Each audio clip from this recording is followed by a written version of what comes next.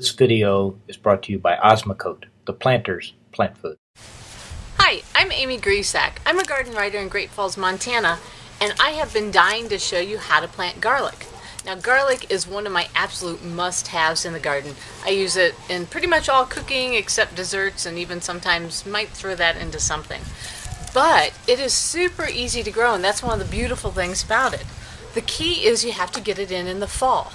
And a little bit of trickiness there because you don't want to put it in too early in the season, in the late summer, where the weather is warm and there's plenty of rain where it's going to germinate, but you can't get it in too late. You want to get it in probably about 3 or 4 weeks before your ground is going to freeze. That's kind of what you need to look for.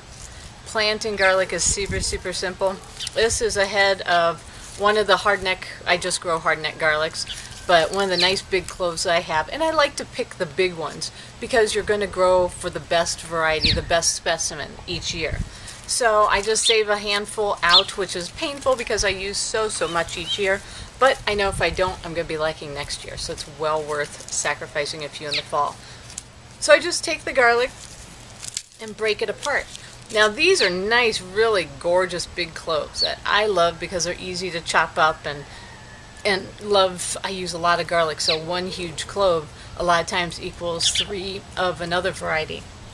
And then what you do is you have a nice prepared bed. Now this bed I worked in compost and things like that. It's also a bed that did not have onions or other members of the garlic family in it too. So I've already actually planted quite a bit of mine because I wanted to be sure I got it in. But you just dig a trench or a hole, truly. I do trenches because I'll plant this entire bed with 4 rows and then put in garlic about 6 inches apart. So I'm going to dig the trench about 2 or 3 inches deep, 3 for us, and then just take the garlic, make sure the pointy end's on the top, and put it right in.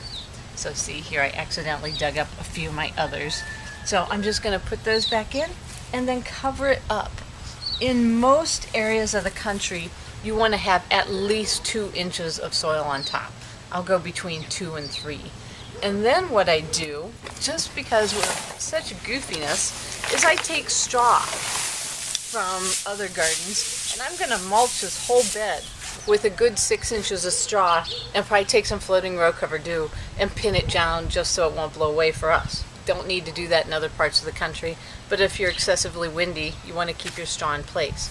Now the reason that I'm mulching though is not to keep the garlic warm, is not to prevent the ground from freezing. What we have here in Montana, particularly in central Montana, is what are called Chinooks. So we'll be below zero, I mean 20, 30 below zero, blah, horrible, everything's frozen like the Arctic. And then that thermometer, that temperature is going to go up to 40, 50 degrees, and it can do that in a day. So it's really hard on plants that freezing and thawing and just goes back and forth. It'll literally heave plants up out of the ground. So that's why I mulch. I don't mulch, like I said, to protect it from freezing. I just mulch to try to moderate that freezing and thawing so it's not destroying everything that I put in the garden. So I'll do this for the garlic, and I'll also do it for some of my perennials too. Other parts of the country don't need to. Just get your garlic in. Make sure you did work in a lot of compost. That's really key. Garlic is a natural, very heavy feeder. Cover it with at least 2 inches of soil and wait until spring. Next spring you're going to have the little gorgeous green nubbins coming up. It's going to be a beautiful bed.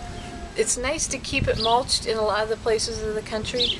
And then by the end of July or so next summer, you're going to have lots and lots of fresh garlic and going to be in heaven.